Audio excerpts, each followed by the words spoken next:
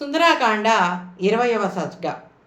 నిన్నటి సర్గలో మనము సీతాదేవి రావణాసురుడు రాక చూసి ఎంతో హడిలిపోవటం గమనించాం. రావణాసురుడు సీతతో నానా రకాలుగా మాట్లాడుతూ ఉంటే సీతాదేవి మనసు మాత్రం రాముడి మీదకే తీసుకెళ్ళిపోయింది. అయితే రావణాసురుడు ఇంకా ఇలా అంటున్నాడు. ఓ సీత, నీ మీద ప్రేమతో నిన్ను చూడడానికి వచ్చాను. నువ్వు ఎందుకు నన్ను చూసి అలా ముడుచుకుపోతున్నావు? ఎందుకంత భయపడుతున్నావు?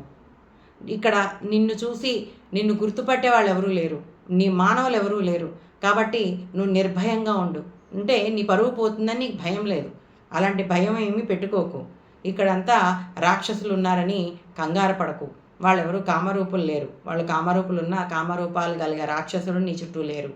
నేను కామరూపుణ్ణే అంటావేమో, కానీ నేను నిన్ను ప్రేమించేవాడిని. నీకు నేను ఎలాంటి హాని చేయను. కాబట్టి నువ్వు నన్ను చూసి భయపడద్దు. అయినా కూడా నేను నిన్ను ఎత్తుకొచ్చేసి తప్పేం చేయలేదు.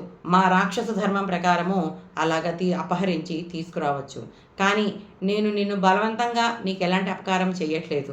నీకు నువ్వు నన్ను కోరి వచ్చేదాకా నేను నిన్ను ముట్టుకోను.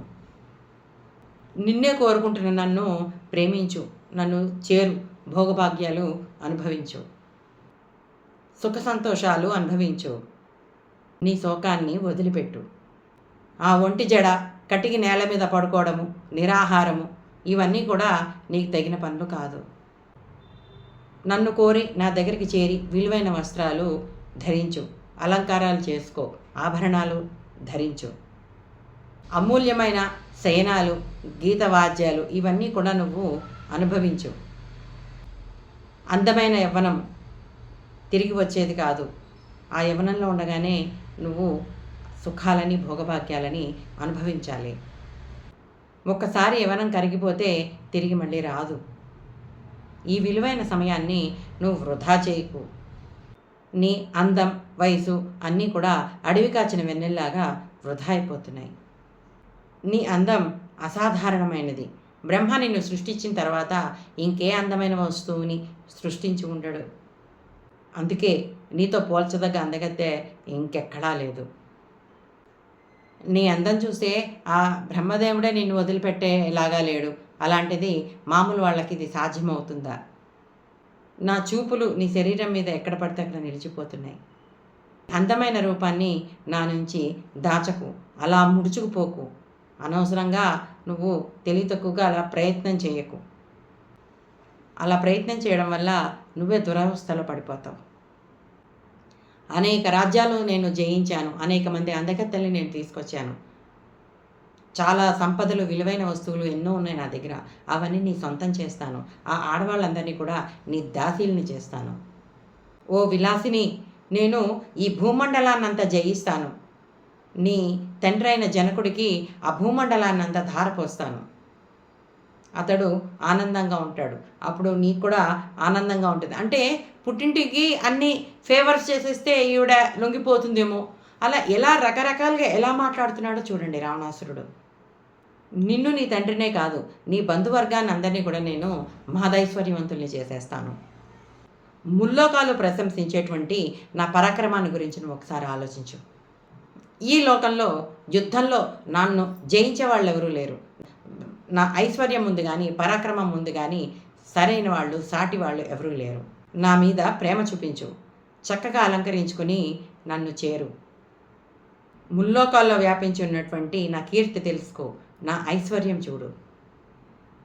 ఆ రాముణ్ణి మర్చిపో. ఐశ్వర్యం కోల్పోయి అడవుల్లో తిరుగుతున్న ఆ రాముడు ఈ పాటికి బ్రతుకున్నాడో లేదో కూడా తెలియదు. ఏ క్రూర జంతువో ఈ పాటికి అతన్ని మింగేసి ఉంటుంది. అలాంటి రాముడి కోసం నువ్వు ఎందుకు ఏడుస్తున్నావు? ఒకవేళ ఆ రాముడు బ్రతికి ఉన్నా నిన్ను చేరడం అతని వల్ల కాదు.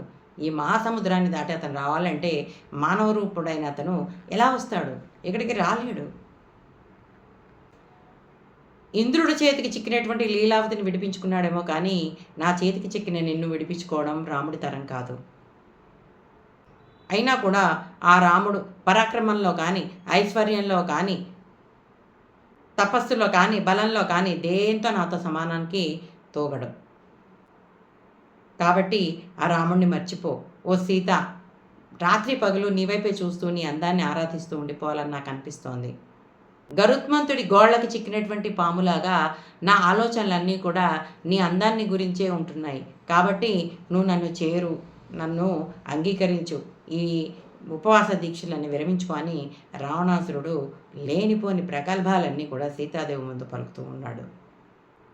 నువ్వు నన్ను భర్తగా అంగీకరిస్తే నా అంతఃపురంలో ఉన్న అందగత్తెలందరూ కూడా నీకు దాసీల్లా పనిచేస్తారు.